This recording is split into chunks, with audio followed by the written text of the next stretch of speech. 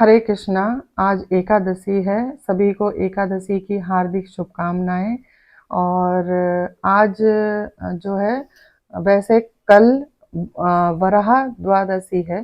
जैसे कि भगवान विष्णु ने वराह अवतार लिया था, तो विष्णु भक्त जो भी भगवान विष्णु के, कृष्ण के अवतार हैं, उनके दिन पे व्रत रखते हैं।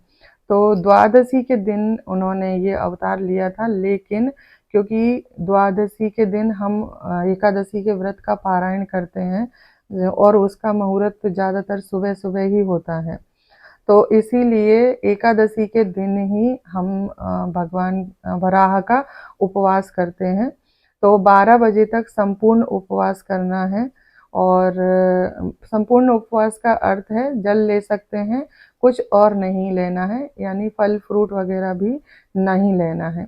अगर आपकी तबीयत ठीक नहीं है, दवा खाते हैं, तो कोई बात नहीं है इसमें, लेकिन अगर आप सक्षम हैं तो 12 बजे तक कुछ नहीं लें, और 12 बजे के बाद में आप उपवास का जो है ग्रहण कर सकते हैं, कुछ भी, जैसे फल फ्रूट है या फिर जो भी उपवास में लिया जाता है वो अन्न नहीं खाना है, बस।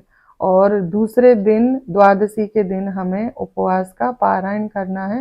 तो सुबह शायद मुझे थोड़ा याद है, 7:30 से लेकर कुछ 10 साढ़े 10 बजे तक पारायण का समय है। तो उस बीच में आप कभी भी उपवास को खोल सकते हैं, एकादशी के उपवास को। तो आज आपने क्या क्या किया, मुझे ज़रूर कमेंट करके बताइएगा।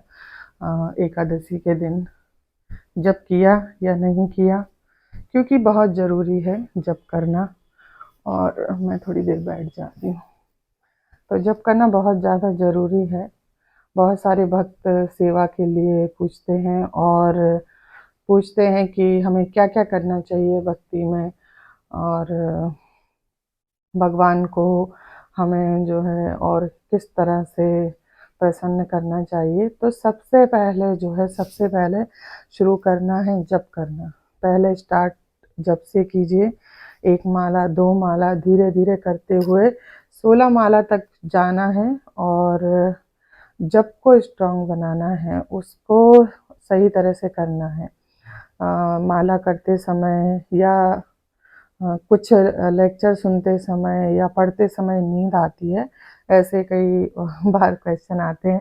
तो आती है नींद, क्योंकि निद्रा देवी जो है भक्तों की परीक्षा लेती हैं और उनके ऊपर जो है उनका प्रभाव रहता है।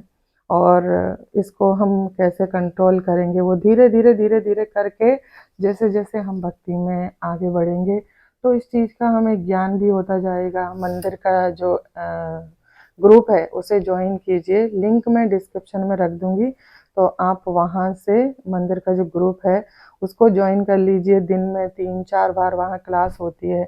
सुबह जप के लिए क्लास होती है, तो आप वहाँ साथ में बैठ के जप कर सकते हैं। फिर 8 साढ़े 8 बजे क्लास होती है।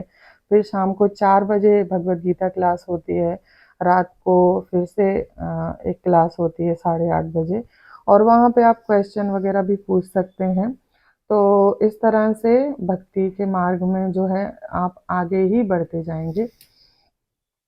क्योंकि भक्तों का संग करना बहुत ज़्यादा ज़रूरी है। अगर हम वो नहीं करेंगे तो धीरे धीरे डाउन होते जाएंगे और एक दिन भक्ति भी छोड़ देंगे। क्योंकि हमारा स्वभाव ऐसा है कि हम जब देखते हैं ना तो हमें ज़्यादा प्रभावित होते हैं।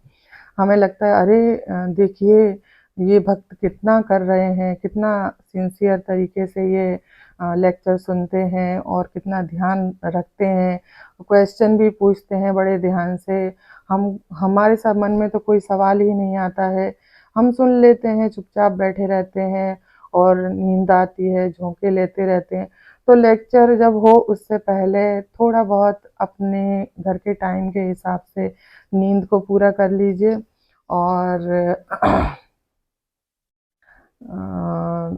लेक्चर के टाइम पर जो है, ताकि आप फ्रेश फील करें, तो नींद नहीं आएगी। जैसे आपने आराम नहीं किया दिन में, थोड़ा नैप नहीं लिया है तो नींद आती है। अगर आप नैप ले लेते हैं एक, तो फिर इतनी नींद नहीं आती है, आती ही नहीं है। तो इस चीज़ का थोड़ा ध्यान रखें कि 4 बजे लेक्चर शुरू हो रहा है, उससे पहले थोड़ा-सा हम 1 आध घंटे के लिए जो है सो जाएँ और फिर हम फ्रेश होंगे तो हमें नींद नहीं आएगी और हम अच्छी तरह से लेक्चर सुन सकते हैं।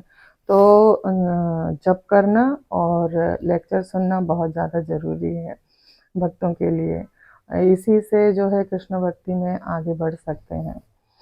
तो जप कीजिए सबसे पहले, बहुत ज़्यादा ज़रूरी है जप करना।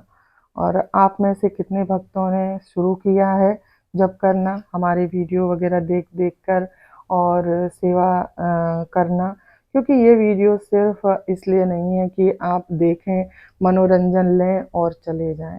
ये इसलिए है ताकि जो है कृष्ण भक्ति को हम आगे जो है प्रसारित कर रहे हैं। ये एक दूसरे के द्वारा आगे बढ़ रही है। ऐसा नहीं है कि मैं पूरी दुनिया को कृष्ण भक्ति सिखा सकती हूँ, नहीं। प्रभुपाद जी पूरी दुनिया को कृष्ण भक्ति सिखा सकते हैं क्योंकि वो एक शुद्ध भक्त हैं और वो उन्होंने जो शुरू किया था कृष्ण भक्ति का प्रचार, उसको हम आगे बढ़ाने का प्रयास कर रहे हैं।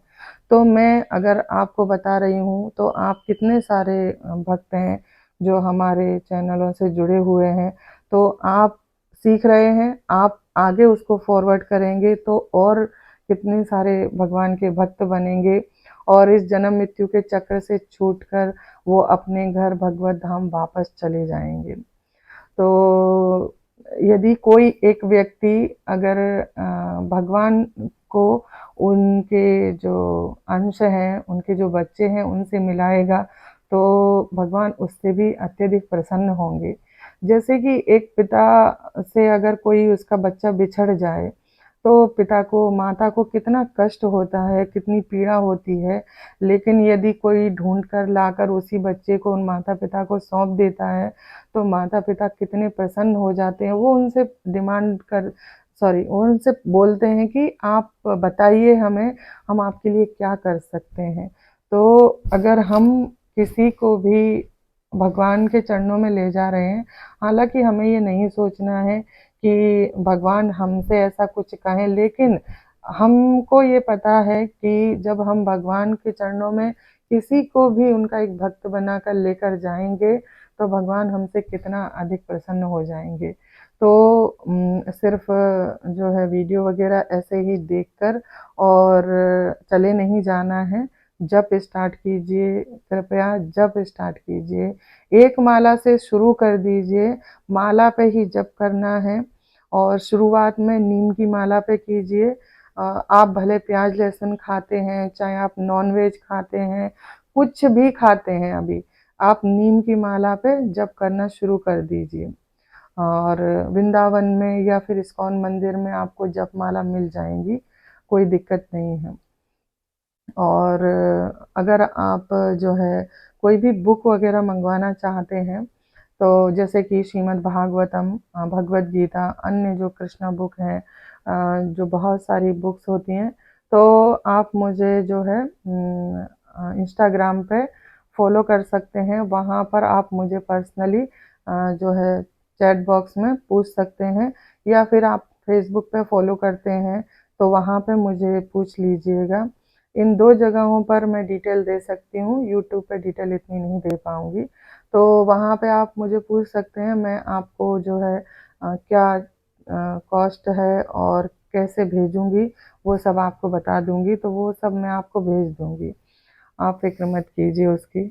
और मैं चाहती हूँ कि हम सब जो हैं भगवान की सेवक बने और भगवान की सेवा करें। भगवान कहाँ हमको लेकर जाएँगे, गोलोक धाम में, वृंदावन में कैसे रहेंगे, क्या करेंगे, इतना लंबा-चौड़ा नहीं सोचना है। हमें केवल सोचना है कि हम भगवान के दास हैं और हमें केवल भगवान की सेवा, अच्छी तरह से उनकी सेवा करनी है।